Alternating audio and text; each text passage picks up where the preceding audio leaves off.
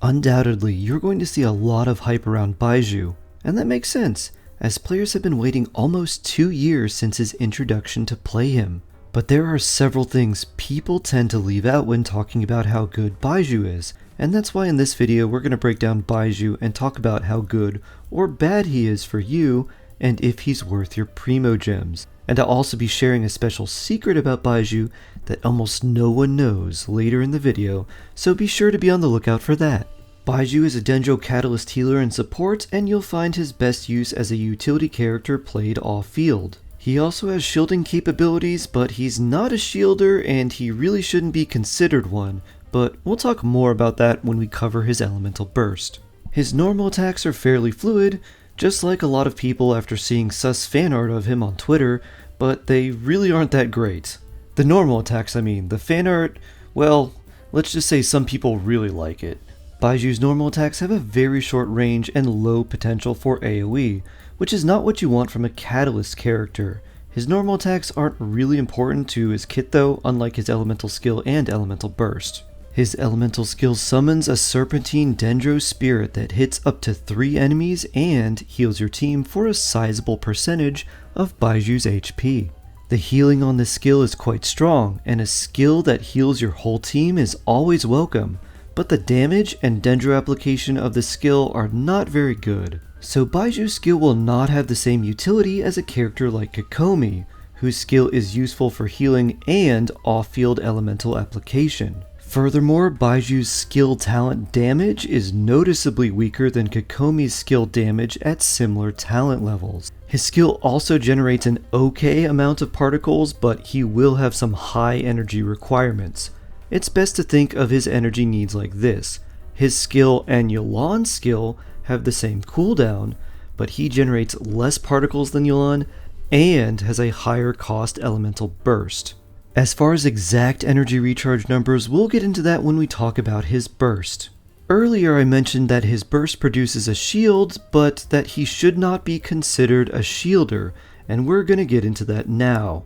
Baizhu's elemental burst summons a puny shield that lasts only for 2.5 seconds, and when it disappears it heals you and does a bit of dendro damage. So there's 3 things you need to know about this shield. Number 1, the shield is super small. Number 2, it lasts for 2.5 seconds and then it refreshes. And number 3, it heals you based on a portions of Baizhu's HP and deals dendro damage when it breaks or refreshes. These 3 factors signal that Baizhu is not supposed to be a shielder, at least not in the same way that a character like Zhongli is a shielder.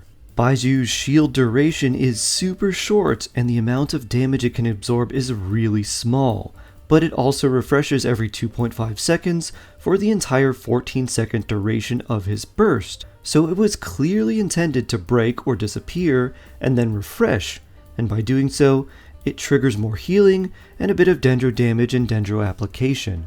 At first glance this might seem really weak, but what it does is it gives you interruption resistance, because even if you take a ton of damage, as long as the shield can absorb the first hit, you won't be staggered, interrupted, or knocked around. And thanks to another part of this ability, you can heal off some of the damage you take afterwards. This design decision of Baizhu's shield is very important to understand because he's not designed to block damage for you. He's designed to prevent you from being interrupted and then heal off the damage you take. A great way to think of this burst is kind of like Xingqiu's Rain Swords. It blocks some damage and heals you, but the real value is in its ability to grant you interruption resistance. And unlike Xingqiu's Rain Swords, which are static and give you 3 or 4 depending on his constellations, Baizhu grants you this interruption resistance and shield once every 2.5 seconds. So while his burst may seem pretty bad when you first look at it, it's actually quite useful, as one of the worst feelings is getting wombo comboed by enemies. Especially if you're used to playing a team with Kokomi, you may have run into a situation where you have so much healing that you're basically immortal, but you get ping-ponged by enemies for eternity, like some weird purgatory level divine punishment in a Greek tragedy. The good news is that Baizhu can heal enough to make you feel almost immortal, while also giving you a good amount of interruption resistance. Those are the good aspects of his burst. The bad aspects are the damage, the AoE, and the energy requirements. The damage scaling when his shield refreshes is quite low, and while it does have some area of effect potential, it's so small that it's basically just a single target hit. But at least these attacks can hit off-field, and off-field elemental application is always useful. As I mentioned, his energy requirements can be quite hefty, especially if he's the only Dendro character in your team, requiring about 210 energy recharge at a minimum, but more likely 250% or more in most teams. Obviously, Baizhu's energy recharge requirements become a lot better if you use him with a second Dendro character, or with Raiden, or with characters who use Favonius weapons, and or if you equip him with a prototype Amber, which coincidentally enough is a free-to-play weapon that is almost as good as his signature weapon. Beyond that, Baizhu has a passive that can increase the damage of Burning, Burgeon, Bloom, or Hyper Bloom by 2% and Spread or Aggravate by 0.8% for every 1000 HP he has up to 50,000 HP, or capping at 100% additional damage for the transformative Dendro reactions and 40% for Spread and Aggravate. The extra potential 100 damage for transformative Dendro reactions and 40% additional damage for Spread and Aggravate is really nice,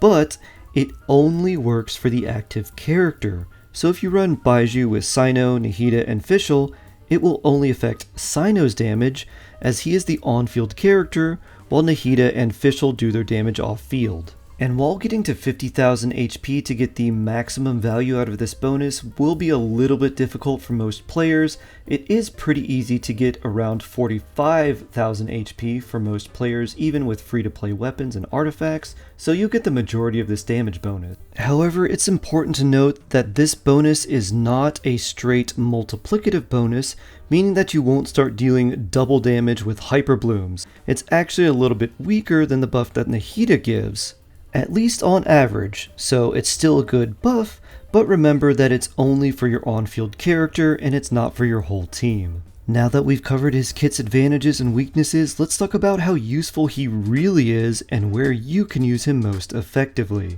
Overall, Baizhu is going to be a really great comfy healer, and in my opinion will be even more comfortable than using Kokomi, because you can use his quote-unquote shield to at least prevent interruption even if you still take damage, all while still having a very potent healer. He's not going to be great if you need more damage or want a lot of Dendro application, so think of him as a comfort pick that also has the advantage of being Dendro, which is one of the top 3 best elements in the game. He works particularly well with Cyno, but using them together will require you to use more energy recharge on Cyno, which is not ideal. He's also great in a team where you are currently running a utility option just for the sake of healing or shielding, but would benefit more from having a Dendro character in that slot instead. But even with those considerations, he is far from a character that you can splash in almost anywhere like Bennett, Nahida, Kazuha, Xingqiu, and so forth. In fact, I know that a lot of people will say how broken he is with Nilou, but the fact is he's still just a utility pick in Nilou Bloom teams. His Dendro application isn't enough to use him in a Nilou team, especially because he doesn't have a lot of AoE potential. A character like Yao Yao can perform a similar role to him, but in Nilou teams she can do it a lot better. And she's a 4-star.